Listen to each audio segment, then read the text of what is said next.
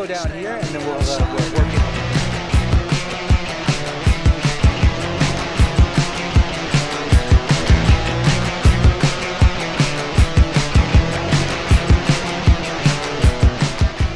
Yeah, actually, I've recently read that the most of the prostitutes' customers are men, of course, between 25 and 45, and tourists. That's their main customers. The amount of prostitutes that you'll see in a regular city, say Eindhoven or so, they have maybe like 30 or 40 windows at max. And here we have almost 400. There are too many prostitutes or too little locals.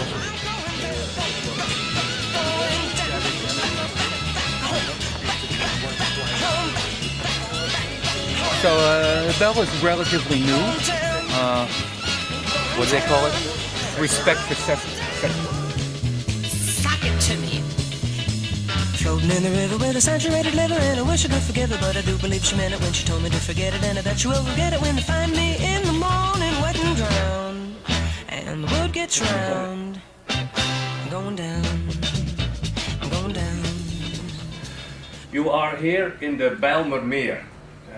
It's called, by the folks living here, it's called the Bijlmer, and it has a bad name, it has a bad image. And that's because of, 10 years ago it was a kind of war zone. A lot of stabbings, a lot of shootings, so it was a kind of a war zone.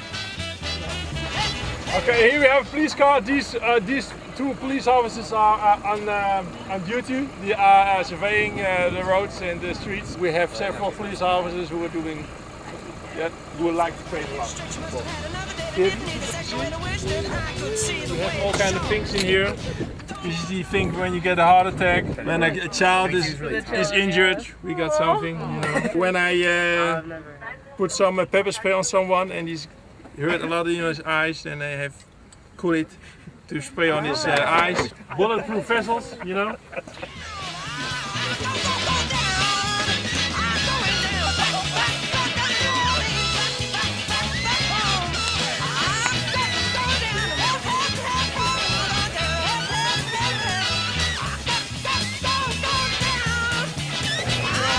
That's safe! That's safe!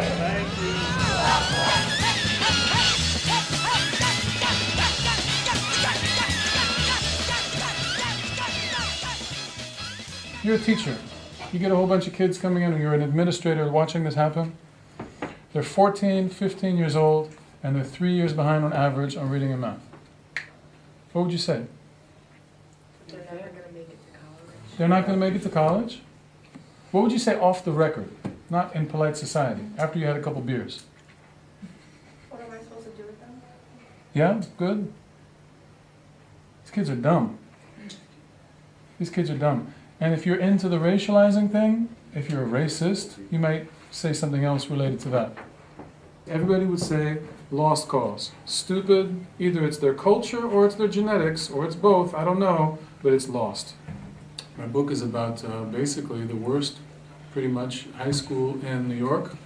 And at the time, almost certainly, insiders were telling me the worst high school in Amsterdam. And the similarities are really striking.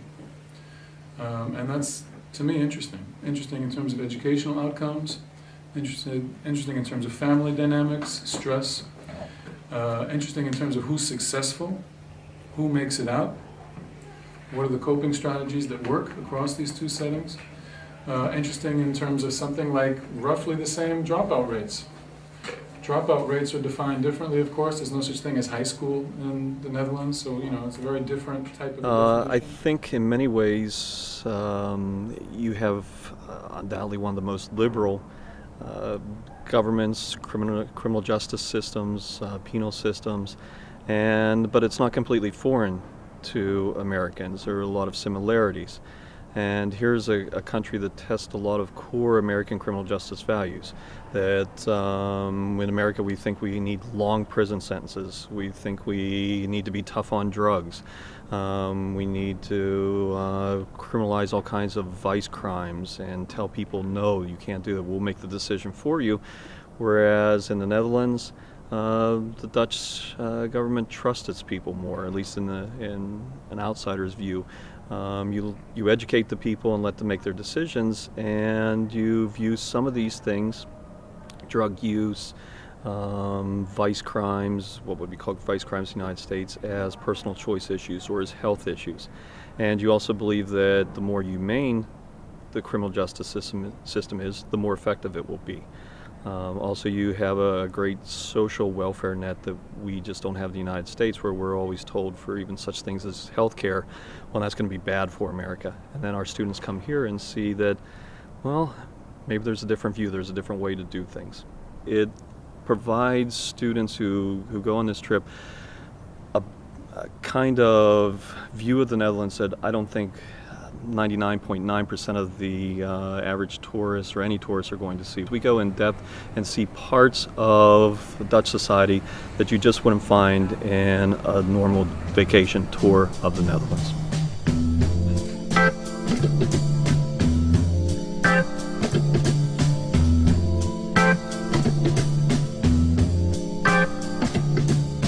On a clear day, rise and look around you, and you will see who you are. So, let me start telling you something about drug trafficking. The Netherlands, I mean, we can see we can say things about 4 different markets, from the old heroin market and the play that Holland played in the heroin market. Something on cannabis, both plants, so marijuana and resin, dus hashish. Cocaine, different levels of involvement, and finally pills. And so amphetamines and ecstasy. Bringing them back. Man, I'm just bringing them back.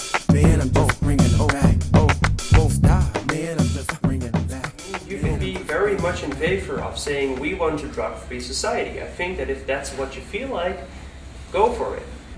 Which means if you offer people drugs, or if people take drugs, whether it's coming from a legal or illegal place, it's very important to give them the right information, to tell them a lot about the risks, and then it's up to them to make a certain choice. Like, these are the risks. Maybe it's not a good thing to do, but these are the risks, and if you act carefully and you stick to these rules, then it actually might be a safe experience for you. Stop focusing too much on a specific compound and look at the whole context around it.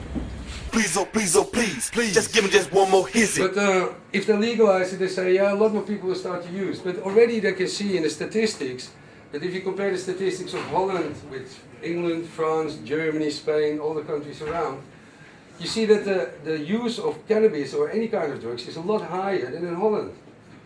The reason is that in Holland you get a lot more information nowadays, you know, that the parents might be smokers already and the kids go, like all kids do, they resist against what the parents do. Smoking is stupid, you shouldn't smoke, it kills you. They know about the health warnings, you know, from tobacco and alcohol. So a lot of the kids, you know, they say no nowadays. Where in other countries you see like they use everything. They go from cannabis to heroin to this, that, everything.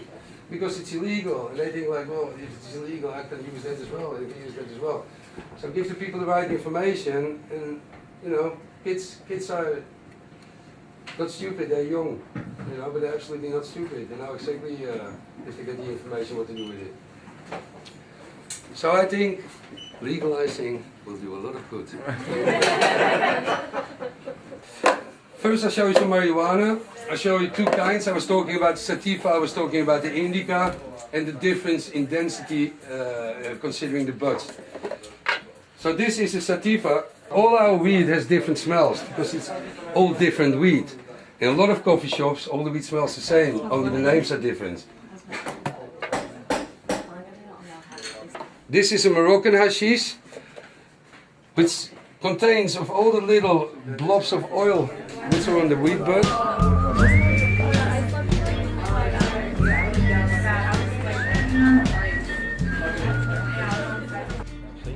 We have 3 questions for you. You've seen a lot in the past weeks that you've been here. What Dutch policy works? Which policy do you have your doubts about, you think is not working according to you? If there would be a policy you would like to change in the United States, which policy would that be? The answer doesn't have to be, let's copy the Dutch solution. I was gonna say I like how the prisons are here, because I think that like in the U.S. like the prison conditions are really bad and our recidivism rate is not what it is here, and I definitely think that's something that we need to change in the U.S. But it's a good Dutch policy. I wish our policy was more like that. Is anybody who disagrees, maybe? Well, I think what is going on here works better for this environment, but I don't think that it's something that could be applied to the U.S. and work out well. Okay. Because you're different people. We're not, yeah, what we were saying here, it's more like a we culture, and in the U.S. it's an I culture. Like in the U.S. people are more for themselves, kind of want to get ahead, and it's a competitive culture, and here people are more about community and making it work for everyone in the system. So I think that if we were to have so much freedom in prison, it would be taken advantage of without strict authority. Okay, thanks. For prostitution, the fact that they could ask for help and bring in a second party if something does happen to them, like the fact is prostitution is going to happen no matter what. Like, so if you really legalize it and make it acceptable, bring it to the culture so they don't feel like criminals, I mean, I feel like everyone would benefit and it'll be safer overall. Was that good? Great, wasn't it? I think that the way that our government is run makes it impossible, nearly impossible for change to really happen, honestly. I think that laws take way too long to be put into process, and that people in charge are just, they work really slow and they have really, I don't know, like old ideas. I don't think they want to move towards any kind of like social change, you know, like they don't want gay marriage. I feel like they all have like, they don't want to legalize drugs. They don't want women to have like birth control and stuff like that. Like they're all like really old white guys. I don't know, like, you know, like they all have like the same mindset in mind, and like that's how it seems at least. And they seem like they're the ones in charge, and they're not really representing how everyone feels. People say they're conservative, but at the end of the day, they're all just trying to get your vote, and they're gonna do whatever is the easiest and whatever's gonna get them the most votes. You know, I feel like Obama started out really very liberal, and he's not as liberal as he seemed. I don't know. That's just how it seems to me. I feel like everyone's really just the same person.